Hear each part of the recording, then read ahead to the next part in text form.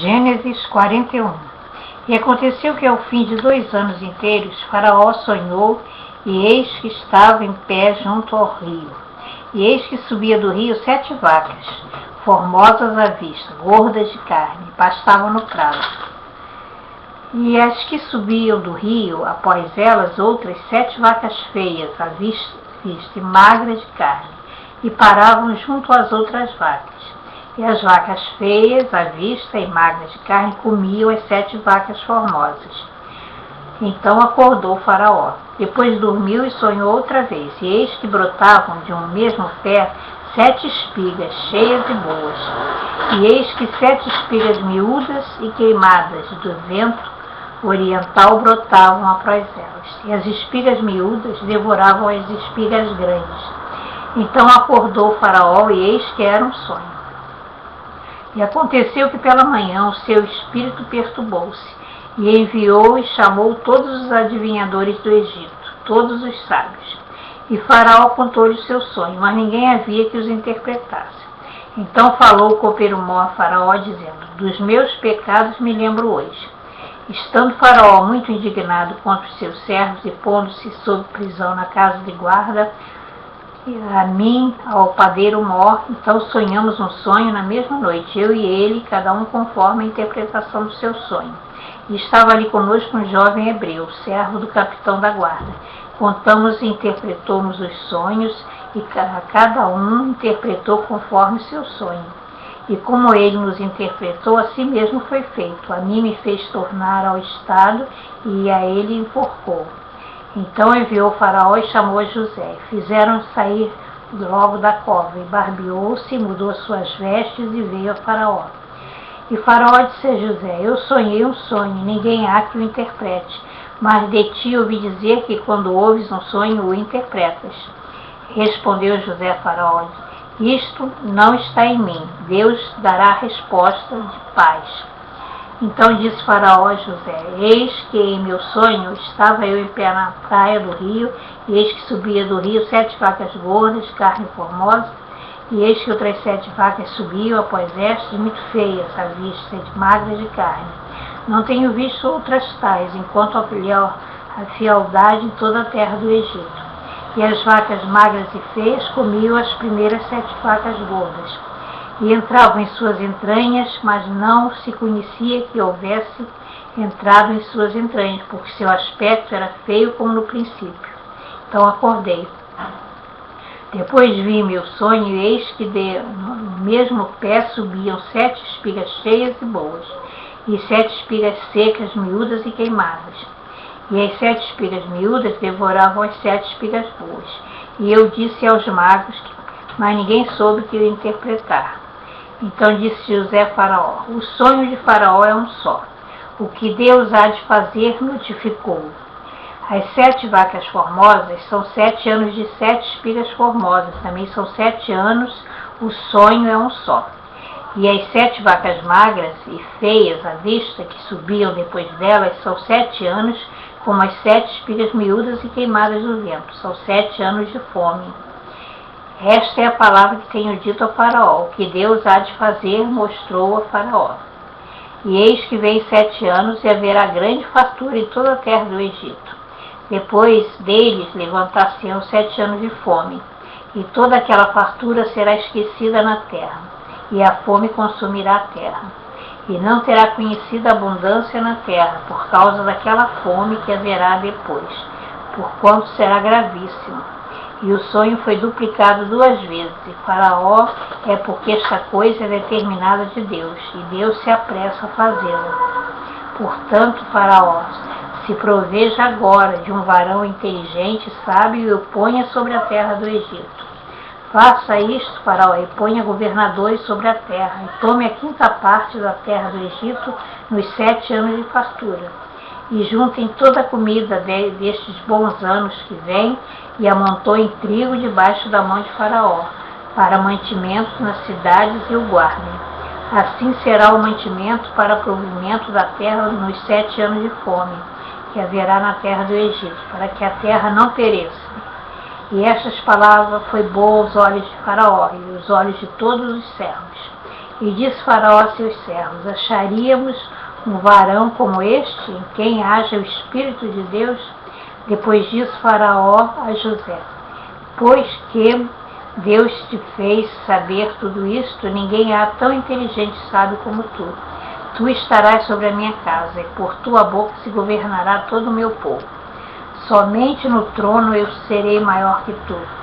Disse mais Faraó a José: eis aqui te tenho posto sobre toda a terra do Egito. E tirou o Faraó o anel da sua mão e o pôs na mão de José. E o fez vestir de vestes de linho fino, e pôs um colar de ouro no seu pescoço. E o fez subir no segundo carro que tinha, e clamavam diante dele: ajoelhai assim, e pôs sobre a terra do Egito. E disse Faraó a José: eu sou Faraó, porém sem ti ninguém levantará sua mão ou seu pé em toda a terra do Egito. E chamou Faraó o nome de José, Zafenate, e deu-lhe por mulher a Asenate, filha de Potifera, sacerdote em On. E saiu José por toda a terra do Egito. E José era da idade de 30 anos, quando esteve diante da face de Faraó. E saiu José da face de Faraó e passou por toda a terra do Egito. E a terra produziu nos 7 anos de fartura de mãos cheias. E ajuntou todo o mantimento dos 7 anos que houve na terra. E guardou o mantimento nas cidades, pondo nas cidades o mantimento do campo, que estava ao redor de cada cidade. Assim juntou José muitíssimo trigo, como a areia do mar, até que cessou de contar, porquanto não havia numeração. E nasceram a José 2 filhos, antes que viesse o ano da fome, que lhe deu a Zenate, filha de Potifera, sacerdote em On. E chamou José o nome do primogênito Manassés, porque disse: Deus me fez esquecer todo o meu trabalho, de toda a casa do meu pai. E o nome do segundo chamou Efraim, porque disse: Deus me fez crescer na terra da minha aflição. Então acabaram-se os 7 anos de fartura que havia na terra do Egito. Começaram a haver os 7 anos de fome, como José tinha dito, e havia fome em todas as terras, mas em toda a terra do Egito havia pão. E tendo toda a terra do Egito fome, clamou o povo a Faraó por pão, e Faraó disse a todos os egípcios: ide a José, que ele vos disser fazei. Havendo, pois, fome sobre a terra, abriu José tudo que havia mantimento e vendeu aos egípcios, porque a fome prevaleceu na terra do Egito, e todas as terras vinham do Egito, para comprar de José, porquanto a fome prevaleceu em toda a terra. Gênesis 42. Vendo então Jacó, que havia mantimento no Egito, disse Jacó a seus filhos: por que olhais olhando uns para os outros? Disse mais: eis que tenho ouvido que há mantimento no Egito. Descei até lá e comprai trigo, para que vivamos e não morramos. Então desceram os 10 irmãos de José para comprar trigo no Egito.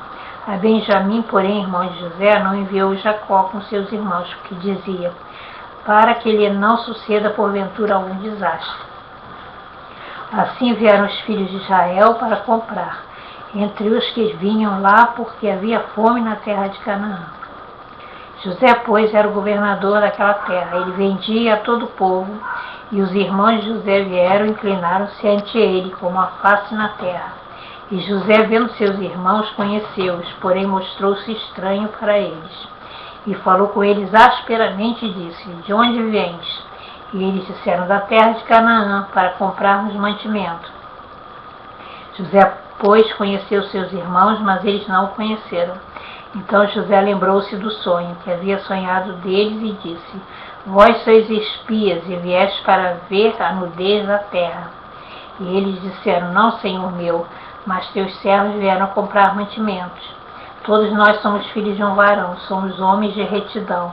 Os teus servos não são espias.